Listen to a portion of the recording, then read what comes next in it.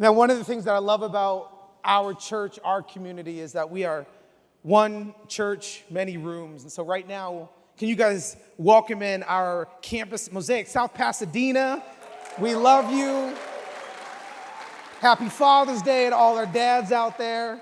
Man, I love our community and some of the greatest examples of what a true man looks like in our community. And I'm made better because of the investment of all the dads that we have in this place. And today I want to talk to you about a conversation that I feel like God's been having with me lately. And I have a feeling that if he's been talking to me about it, he's probably been talking to you about it too. And there's this passage. Oh, my iPad's crooked. I guess I could go this way, but no. But there's a passage that I love that dives into this really beautiful conversation that we're going to have together.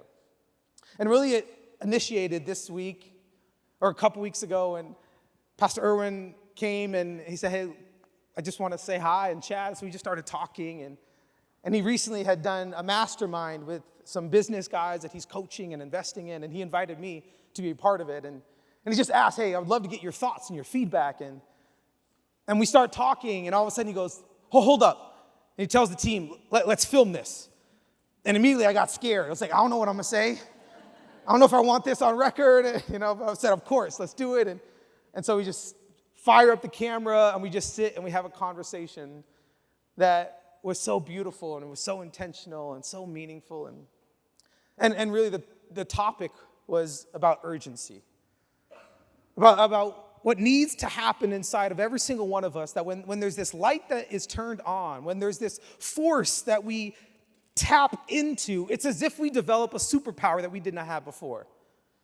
See, urgency could be the very superpower that God's been waiting to unleash in you, but you've yet to experience it because you're letting life pass by rather than jump into the fire. And I want to, hopefully after our time today, I want to mess with you a little bit the way that I got messed with this week. And I want to help you develop a little more sense of urgency. In Luke chapter 8, starting in verse 40, it says this. Now when Jesus returned, a crowd welcomed him, for they were all expecting him. Then a man named Jairus, a synagogue leader, came and fell at Jesus' feet, pleading with him to come to his house, because his only daughter, a girl of about 12, was dying. As Jesus was on his way, the crowds almost crushed him. And a woman was there who had been subject to bleeding for 12 years, but no one could heal her. She came up behind him and touched the edge of his cloak, and immediately her bleeding stopped. Okay, let's pause here for a moment and just kind of set up the context, the temperature of what's happening. So it says that Jesus has come back, and he's into this village, into this space, and I love how it begins, because how you begin is always key to how you're going to finish. And it says that here was the environment of what was happening. It says, now when Jesus returned, a crowd welcomed him, for they were expecting him. So when you walked into these doors, when you came in today, and those doors opened up and you came and found your seat, I wonder if you walked into this place looking for a seat or looking for change. So I wonder what was the essence of who you were when you came into this place. Because if you came in just to experience something, it might change you for a moment. But if you came in expecting something, it could change your life forever. That there's something that happens when God has an environment of expectation. It's not that he moves more profoundly. It's that we sense him more profoundly. See, they were expecting him. They were ready for him. There was this energy of like, what is about to happen? See, I love Sunday mornings at 9:59 a.m. because it's like an endless possibility of what could happen. And I don't want to be the type of person that when I walk into a room, something profound and transcendent could have happened or did happen, but I didn't have the eyes to see it. And then I didn't have the fruit to experience it. See, there was a spirit of expectation expectation. They knew that something was about to go down. But here's the thing about expectation. See, in the same way when you create an environment of expectation, you also create an opportunity for disappointment. Have you ever just been so disappointed by God? You said that really loud. No, he's listening. Don't get too excited. No. Right, but it's just real, right? We've all had moments where we feel like God has let us down. And if we haven't felt that, maybe we're not being honest, or maybe we haven't actually trusted our future and our present and our lives to God. But if you're in a relationship with God, there's the reality that there's going to be moments when you feel like God has let you down. And so when we're talking about this sense of urgency, when we're talking about things that need to shift in us, right, the first reality that we have to understand is that you have to learn how to deal with disappointment. Because if you even take God out of the equation, there's no God. It's not real. You know what's still real? Disappointment, heartache, hardship, struggle, right? Life is the reality that we are going to put ourselves in positions to see amazing things happen and to have this expectant spirit. But if you have an expectant spirit, what you have also invited in is an opportunity to be disappointed, is an opportunity to be let down. But let's not just talk about what it looks like to be disappointed by God or what it looks like to be disappointed by others. Have you ever just been disappointed by yourself? Have you ever just known that you are more than your choices? Have you ever found yourself in a season where you could act like it's everyone else's fault, but the reality of that, you feel like you're just existing and not living, is not because of anything someone else did, but it's because of what you chose not to do. And if you're going to move from that place of disappointment, then you have to be honest about it, and you have to decide that was who I was, but it will not be who I become. And you will allow, if one person's going to clap, let's all clap. Like, that's just a rule.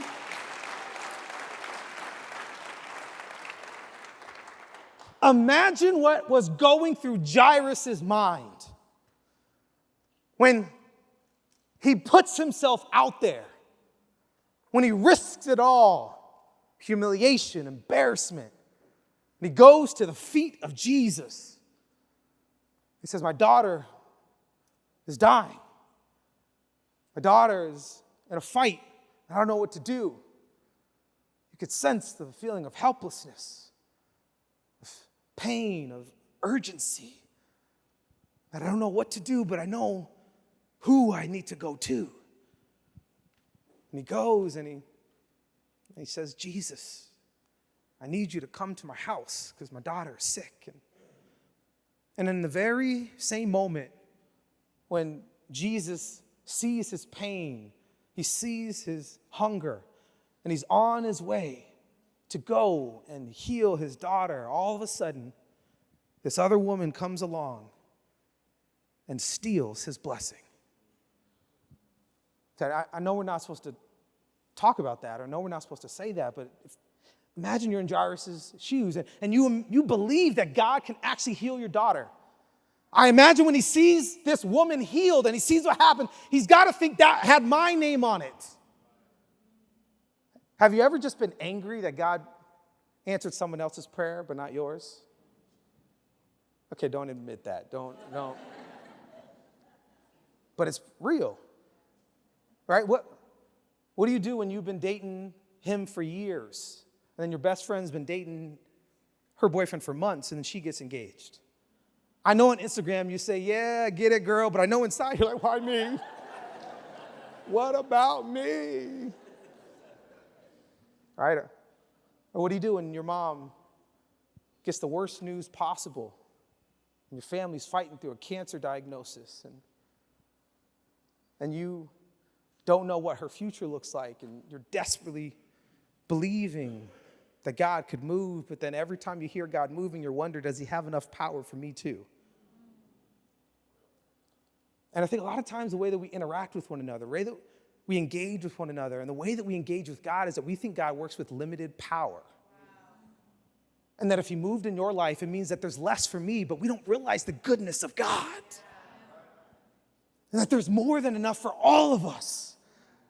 And we have to come with him with the level of expectation that even if I risk it, even if I put myself out there, I'd rather believe in the possibility of hope than live in the reality of despair.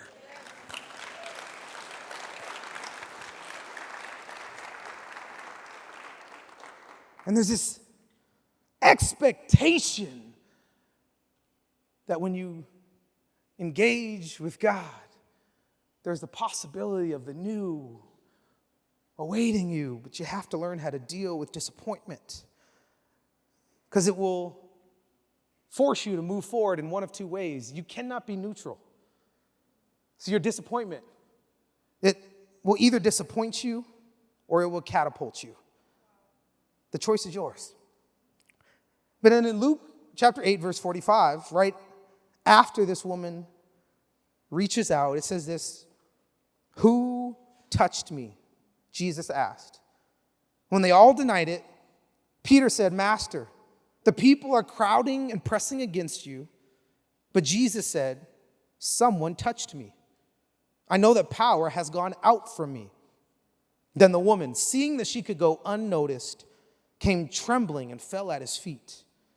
And in the presence of all the people, she told why she had touched him and how she had been instantly healed. Then he said to her, "Daughter, your faith has healed you. Go in peace." So you have this moment between Jesus and this woman where, again, imagine the level of disappointment for 12 years to have this condition where you see no hope. And in another version, another story, another moment, it describes that she had went to doctor after doctor after doctor and no one could heal her. And it seems as if God is her last hope. Like, have you ever done that with God where you've tried every other thing, you've tried every other avenue, and it's as if he was the last choice? And you feel a little guilty, like, God, I know that I've done everything else but you, and you know that I've done everything else but you, and you're hesitant to go to God. But what I love about God is it does not matter if he's the last choice.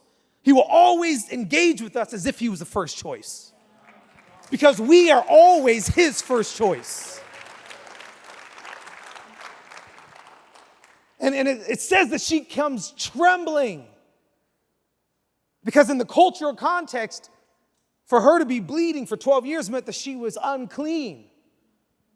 That she had a mark on her life. And everything that she touched would then become unclean. Can you imagine the weight of what was going through her mind? That believing that Jesus was God himself? How could me being unclean touch the most pure thing that's ever walked this earth? But that's the beautiful thing about who God is that in one interaction with him, it does not matter what was unclean. When we come to him, we are made white as snow. We are brought back to new life. And she risks it all. Risks the disappointment of another no, and another failure, and another what could have been. And she reaches out. And I love that it says that Jesus stops everything and he says, "Who touched me?" Right? Because he's not really asking. Now, he knew who touched him. He knew that it was her. He knew who took this huge leap of faith. And in this moment, it was not so that she could be identified. It's actually so that she could be honored. Because what everybody thought, what Jesus would do and what he should do and what religious leaders at the time had done is that this was a moment to shame her. This was a moment to call her out for her wickedness and for her grotesqueness, for her uncleanness. And he takes a moment and it says in the front of all the people, imagine how much fear she had. It says that seeing that she could no longer go unnoticed, She said, it was me. See, I think sometimes what God is doing in you and I is he's trying to stir some stuff up in us so that we move out of the shadows and into the light. See, not only do we need to learn to deal with disappointment, you know the next thing we need to learn to do? Live in the light. I think for far too long, too many of us, we have been living out our faith in the shadows and wondering why God's presence isn't around us. It's because he's trying to pull us into the light so that people can see if God moved in your life, imagine what he could do in mine. And there's this gravitational pull of Jesus where he moves us out of the shadows and into the light. But I love the essence of this woman where it says that she just reaches out and she touches his cloak. She's like, even his cloak will be enough. Because I think what happened inside of her was she had a mindset shift where she said, it's been 12 years over and over and over, and I've been dealing with the same struggle over and over and over. And I think she finally said, it's done. See, and I wonder for you, what is the thing that you need to tell God? It's done. I'm done living less than. I'm done letting bitterness and resentment control my heart. I'm done with who I used to be. And I'm ready to unleash who the world needs me to be. There's something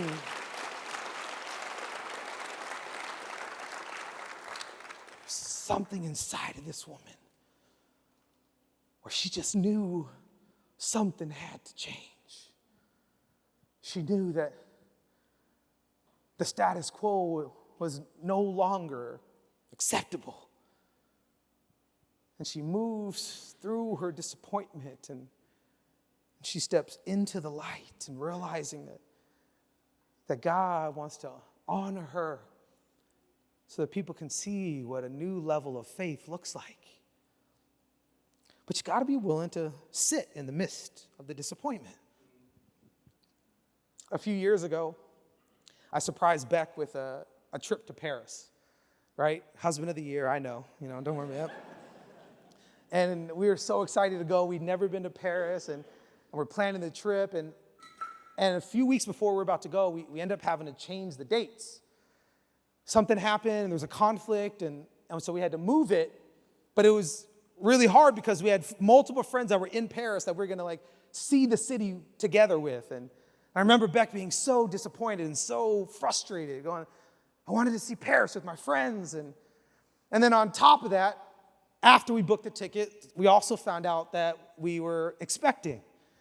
And the beautiful thing about Paris, right? You've got incredible baguettes. You've got incredible tourism. But my wife is from New Zealand, so she was ready for the wine. And now she's pregnant, and her doctor is that you can't not have this incredible wine in Paris. And you ever wanted to act like you didn't hear something, right? You're like, am I really pregnant? Maybe the line meant something else. And I could see it in her eyes. And I could just be honest, and we've talked about this. She was really disappointed heading to Paris. And then we get there, and we're having a great time. And we find out some good friends of ours, separate, also happen to be in Paris. So we text them, hey, we saw you're in Paris. Like, what are you guys up to tonight? Let's hang. And they're like, let's do it. We'd love to. And so it's late at night. It's like 11 p.m., and our friends invite us to go to this dinner with them, and it's this exclusive restaurant where you got to know somebody to get in. And I'm like, yeah, I know somebody. I know that guy. And we get in, and we have this amazing meal. And now it's like 1:30 in the morning, and we're just walking the streets of Paris with our friends and just soaking it in. And then all of a sudden, our friend goes, Virgil, what are you doing? And we look, and we walk over, and it's Virgil from Off-White and Louis Vuitton. And 2 in the morning, me, my wife, and our friends are talking to Virgil about some of the most beautiful things you could ever. It's between all of us. You'll never know what we talk about. But being so inspired. And the only reason I bring that up, it's not because we got to hang out with this famous person, but it's because we got to experience something that we never could have without putting ourselves in the middle of the disappointment.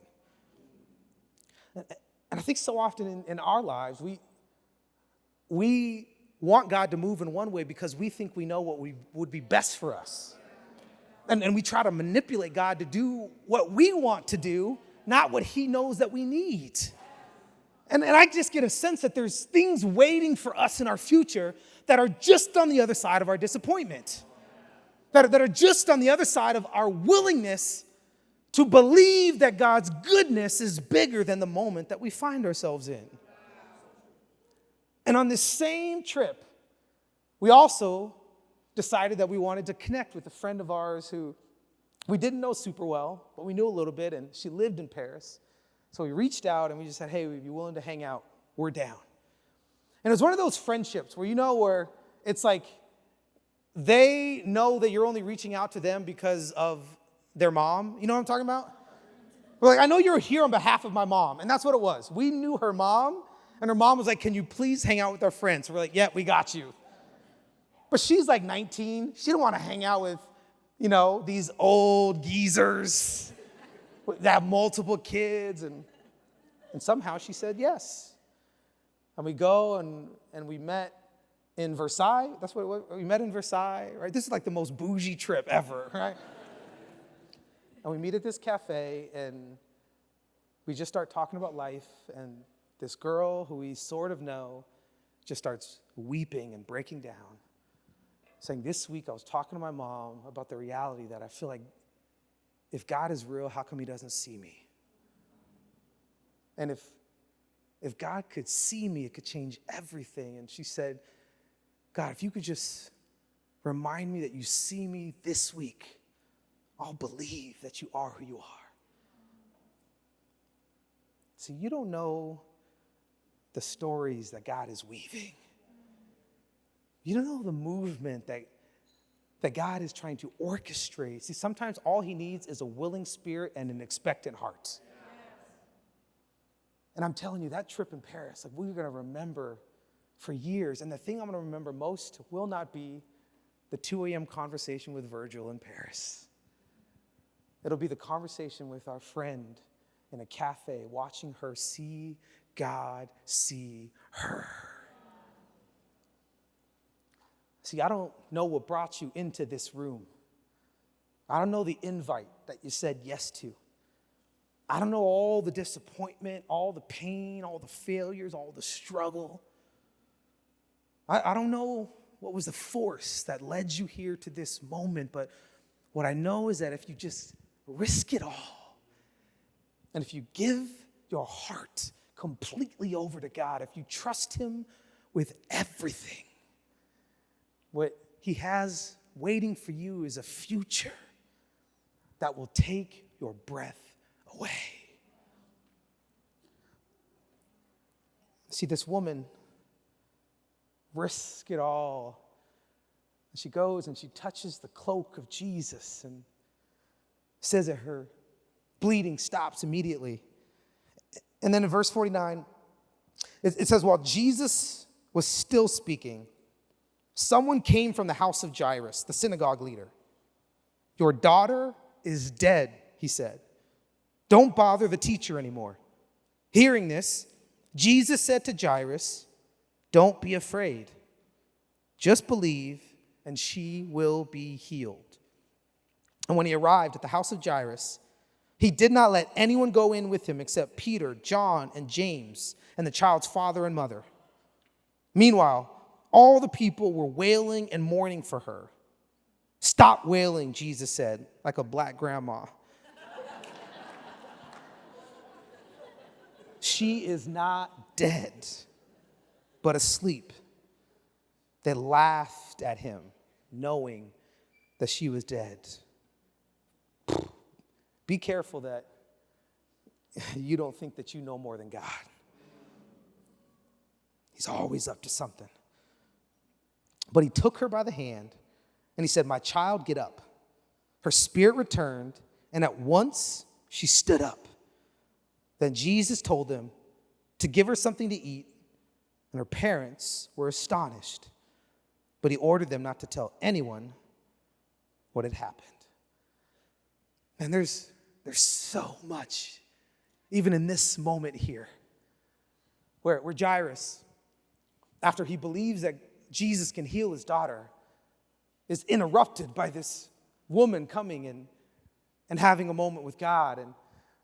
And it says, as Jesus is having a conversation with this woman, someone from his house comes and says, Jairus, don't bother the teacher anymore. Your daughter is dead. See, the language in that is so important. See, when they say don't bother the teacher anymore, there's a reason they called him a teacher. Because when God doesn't show up in the way that you expect him to, you downgrade his presence in your life. It says don't bother the teacher anymore because he's not the Savior, because he's not the healer, because he's not the Messiah. He must just be a teacher because your daughter is dead. And then I wonder for us, how many things in our life we think are dead, but God's like, they're just asleep. All it takes is one act by me, and it can flip everything on its head. He says, don't bother the teacher. And this is so interesting how we view God. Because I think a lot of us, the lens in which we see God is through the lens of the people that we allow closest to us. And that's why it's so important to learn to deal with disappointment. That's why it's just as important that you learn to stop hiding. But maybe what is most essential when it comes to how you see God is you got to learn to check your circle. You see, the people that you allow into your universe, the people that you allow closest to you, the people that are your inner circle will be a reflection of not just who you are, but who God is in your life. And when Jairus finds himself in this moment and it says everybody is saying, don't bother the teacher anymore. When they're laughing at Jesus saying she's dead, what do you mean she's asleep? They're wailing and they're more. That moment is really interesting. When it says that they're wailing and they're mourning. And Jesus says, stop wailing. See, I love that he didn't say stop mourning. See, because mourning is one of the greatest evidences of the power of love. That when we mourn greatly, it's because we loved greatly. And that there's things in our lives that we have to mourn. We have to be honest about. We have to deal with that disappointment. But there's a difference between wailing and mourning. Because when you're wailing, even the definition, it says it's an audible cry. It's as if you have no control over your emotions, but bigger than that, wailing is all about you. And when Jesus says stop wailing, I think what he's saying is stop making this about you. Are you crying? And are you hysterical? And are you in pain because of what somebody's going through or because of how it has affected you? He says, stop wailing. Watch what I'm about to do. See, the voices that you allow into your life, the voices of the people that are closest to you, will be the voices that you listen to when life hits you the hardest, always. See, who are the people that God has tried to bring into your circle for not just what you needed then, or even not what you need now, but what you're going to need in the future? See, who are the individuals? Who are the women and men that God has brought as a force into your story? Knowing that it would be their voice that would be the comfort that you couldn't find on your own. When Rocky was in the hospital, when she was fighting for her life, when she was fighting for her future, when she was fighting for every ounce of life.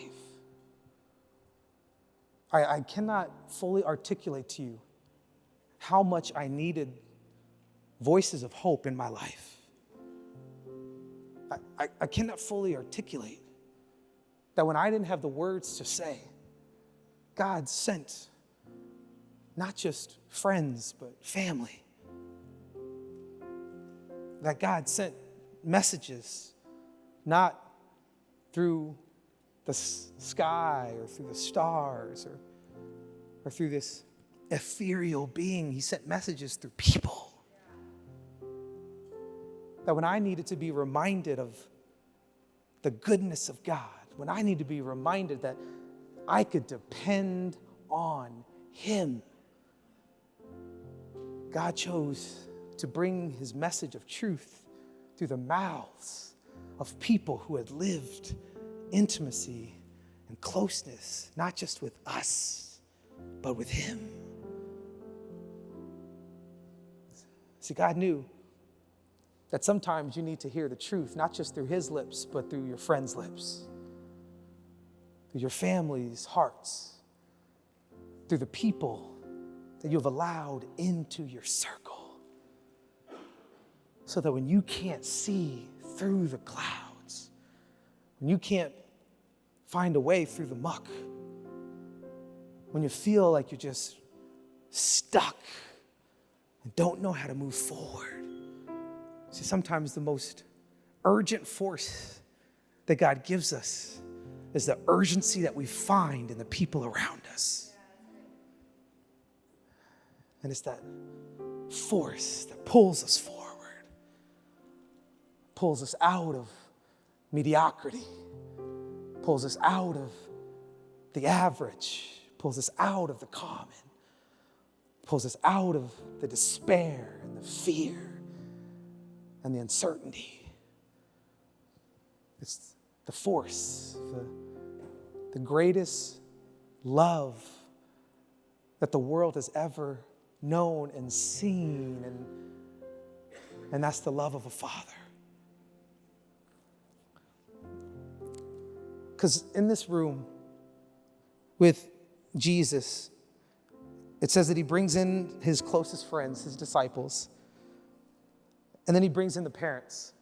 But I just love this moment in verse 54 when it says, after He heals her, it says, but He took her by the hand and said, my child, get up.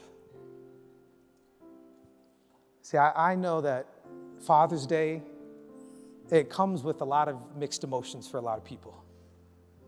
See, I know that for many of us, we wish that we had a father that loved us the way that we see fathers love other people. I know there's so many of us that when your dad should have stayed, he left. Or maybe even worse, he stayed, but emotionally he left. See, I know this room is filled with people that have complicated relationships with their father. And I think that's one of the reasons that Jesus came, to remind us that there's a love of a father that is greater than we could ever imagine. That there's a love of a father that in His purest form will be the most beautiful thing you could ever witness. And when Jesus grabs this little girl by the hand, He says, my child, get up. It was a declaration to you and I that when you need a father, He will be what your soul desperately needs. He will be what you've always dreamed of. And when other people have failed you, when other people have left you, when other people have proven that they could not be depended on, He will always be the one that will love you with a perfect love, with an endless love, with the Father's love. Yesterday we were driving in the car, and we have a TV in the car for the kids, and we're watching March of the Penguins, which I hadn't seen in years, and we can't see it, but we can hear it. And we hear our oldest in the back, like Zai, every 2 minutes, no, I can't watch. Because these penguins are being hunted by seals. And he's like, go, go. You know, I'm like, this is horrifying. I'm like, nature is vicious. But it gets to this moment where it starts to describe that when penguins find each other and they find a mate, they have one egg. And when they hatch that egg, the mama penguin gives it to papa penguin. And he has to put it between his feet. And then I love this part. It says that it takes like his fat on his belly and it puts it over the egg. I'm like, I can relate. Yep. And it keeps that egg warm. And then for 120 days straight, that penguin, that papa penguin, just stands there with its belly fat hanging over that egg, keeping the egg warm in negative 40-degree weather. And it's just the harshest winter. When it says 120 days, it has to just bear it. And mama penguin goes for those 120 days and is feeding and trying to find food to bring back. But for 120 straight days, that penguin just stands there and it just takes every hit that winter has to offer. It takes every ounce of cold and every danger. And it just protects that egg and protects that egg. He doesn't eat for 120 days. So I imagine that's how God works with us. Is that he's the ultimate protector. And that when life comes at us hard and heavy, when the storms come our way, when the winter winds hit, he's like that papa penguin who says, I'm going to do whatever it takes to protect you. I'm going to guard you, and I'm going to be there for you, and I'm going to be the very source of life that without me you will not be able to find. And maybe you're here today and you had just been struggling to find hope and struggling to find meaning, struggling to find purpose, struggling to find God. And maybe for the first time, you're willing to risk it all. To say, God, if you're out there, I'm not coming to you half-hearted. I'm not coming to you expecting disappointment, but I'm coming to you fully open and fully ready and fully willing, saying, Father, if you'll have me, I'm ready to trust you with everything. I want all of us in this room to bow our heads and to close our eyes. And if you're here right now, here in Hollywood, if you're in South Pasadena, if you're watching online, and you sense the urgency of this moment, you sense that this moment is carrying a little more weight than others, you sense that there has been a knocking on the door of your heart, and it's Jesus asking you to let him in. And if you're here and you're finally ready to trust Jesus with your life, you're finally ready to have a spirit of expectancy, then all you got to do is say this simple prayer. Say, Jesus, I give you my life. That's it. Just tell him right now, Jesus, I give you my life. And it's with those words, with that declaration, you begin a conversation with God that's going to last a lifetime. Jesus, I give you my life. Okay, if you prayed that prayer and you crossed over the line of faith, then what I want you to do right now is I want you to raise your hand, say, yep, that's me. Beautiful, beautiful. Keep your hand up, beautiful. Come on, anyone else? This is your moment of urgency. Just say, I'm ready, beautiful, I see you. I'm ready to leave here different. I don't want to be the same. Beautiful. Father, I pray for every hand that's held high.